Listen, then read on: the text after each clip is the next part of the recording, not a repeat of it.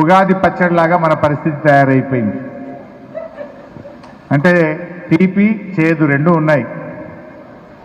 మరి ఉగాది పచ్చడిలో బెల్లం లాంటి తీపి ఉంటుంది, వేప పువ్వు లాంటి చేదు కూడా ఉంటుంది, రెండిటి కలయిక. కానీ ఉగాది ఎంత శ్రేష్టమైనదో మన బీఆర్ఎస్ పార్టీ కూడా భవిష్యత్తులో అంత గొప్పగా ఉంటుంది. తప్పకుండా భవిష్యత్తు మనదే ఉంటుంది. ఇది ఒక స్పీడ్ బ్రేకర్ లాంటిదే. ప్రజలు ఇప్పుడిప్పుడు ఆలోచన చేస్తున్నారు. ఒక స్పీడ్ బ్రేకర్ వచ్చినప్పుడు బండి కొద్దిగా స్లో అవుతుంది. స్పీడ్ బ్రేకర్ దాటంగానే మళ్ళీ పికప్ తీసుకుంటుందా లేదా? తప్పకుండా బీఆర్ఎస్ పార్టీ పికప్ తీసుకుంటుంది. భవిష్యత్తు మనదే ఉంటుందని చెప్పి కూడా నేను పని చేస్తా ఉన్నా. మీరెవరు అధైర్యపడాల్సిన అవసరం లేదు. మేమున్నాం మీకు.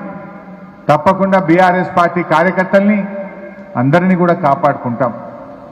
నేను గతంలో పోలవరం ప్రాజెక్టుకు వ్యతిరేకంగా ఆ రోజుల్లో భద్రాచలంలో కేసీఆర్ గారు పెద్ద సభను పెడితే నేను ఇక్కడ దాదాపు 35 రోజులు ఇక్కడనే ఉన్నా. నేను 35 రోజులు హైదరాబాద్ కూడా పోకుండా ఇక్కడనే ఉండి, ఆ రోజుల్లో షిబ్బు సోరెన్ గారు కేంద్ర మంత్రిగా ఉన్నటువంటి షిబ్బు సోరెన్ గారు ఇక్కడికి వస్తారంటే 2006 సంవత్సరం అనుకుంటా, 2006-07 ప్రాంతంలో 30 రోజులు ఇక్కడనే ఉండి మీ అందరితో పాటు కలిసి పనిచేసి ఆ రోజుల్లోనే గొప్ప సభను మనం విజయవంతం చేశాం. 30 రోజులు ఉన్నా నేను ఇక్కడ. సో అట్లా ఆ రోజుల్లో నిజంగా కేసీఆర్ గారు అంత గట్టిగా పోరాడి ఉండకపోతే తెలంగాణ వచ్చేదా? మీరు ఆలోచించండి. ఇలా ఒక పార్టీ అన్నప్పుడు ఒడిదొడుకులు ఉంటాయి.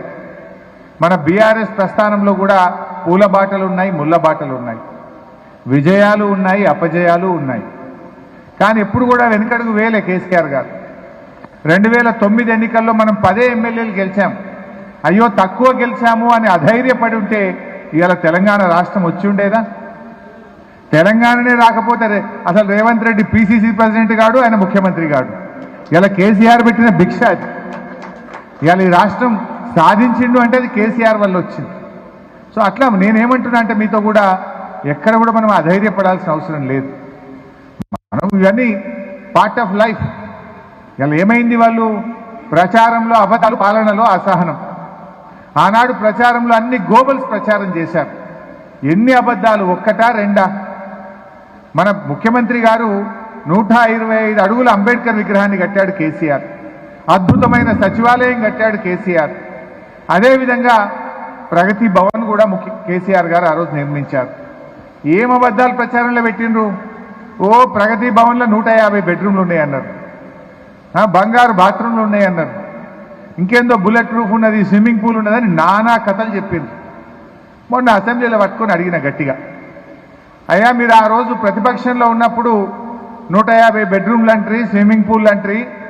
అయ్యా బట్టి విక్రమార్క గారు ఇప్పుడు నువ్వే ఉంటున్నావు కదా ప్రగతి భవన్లా, ఇప్పుడు చెప్పు, నేను అసెంబ్లీలో అడుగుతున్నా ఎన్ని బెడ్రూమ్లు ఉన్నాయో, స్విమ్మింగ్ పూల్ ఉన్నదేమో ఇప్పుడు ప్రజలకు చెప్పు అని అడిగితే తలకాయ కిందకి వేసుకున్నారు తప్ప నోరు ఇప్పలే.